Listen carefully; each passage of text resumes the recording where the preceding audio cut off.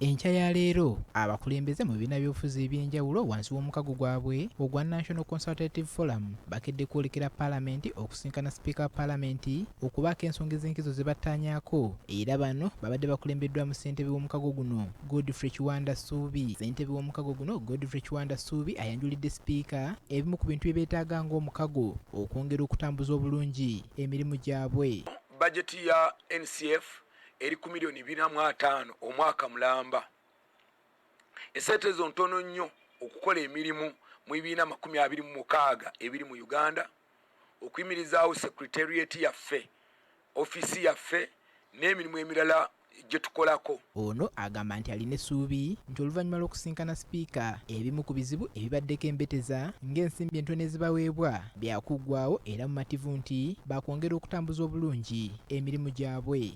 Sipiika atusuubiza nti mu bbanga ttono nnyo agenda kunsinkana nze ne executive y'abantu abatonotono ne electoral commission okusobola okulaba ngeri gye tusobola okusooka okulaba activities zetulina okukola, emirimu gye tulina okukola mu kiseera kino nangeri gye tusobola okufuna ssente. Kiwanda agamba nti yamaze dda okuwandiikira omubaka Nakuti eyaleeta ebbago ly'ennongoosereza mu tteeka erifuga ebibiina by'obufuzi li Political Parties and Organizations Act okubaako byamunnyonnyola ku nnongoosereza zino.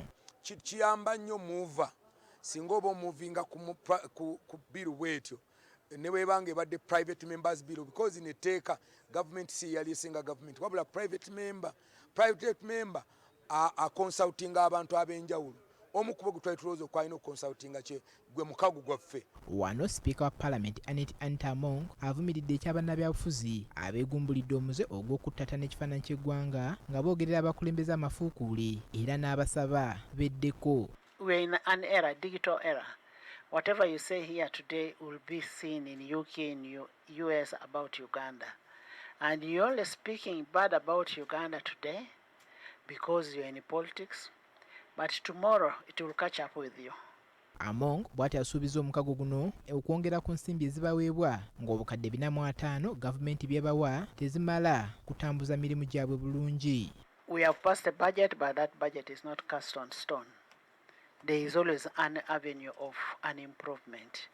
We can be able to improve on the amount that you require depending on the activities that you have as a national consultative forum. Pulezidenti w'ekibiina ki People's Progressive Party Sadamu Gaira alaze okutya olw'enteekateeka ya gavumenti okwagala okugatta omukago gwa iPod n'ogwa National Consultative Forum kyagambye nti kyandibaamu ebigendererwa ebikusike. Nze ndowooza nti ekyo nakyo kye bakola kiringa ekiina gwe kitunuulira. Ndowooza kitunuulira National Unity Platform gye baagala okumma ssente mu kukola etteeka lino. Gavumenti ekyo kyekola kikyamu. Naye ate ne National Unity Platform eteekwa okubeera feeyi eri bannayuganda. Paul Bakabulindi, BBS Terefayina, Gambuuze.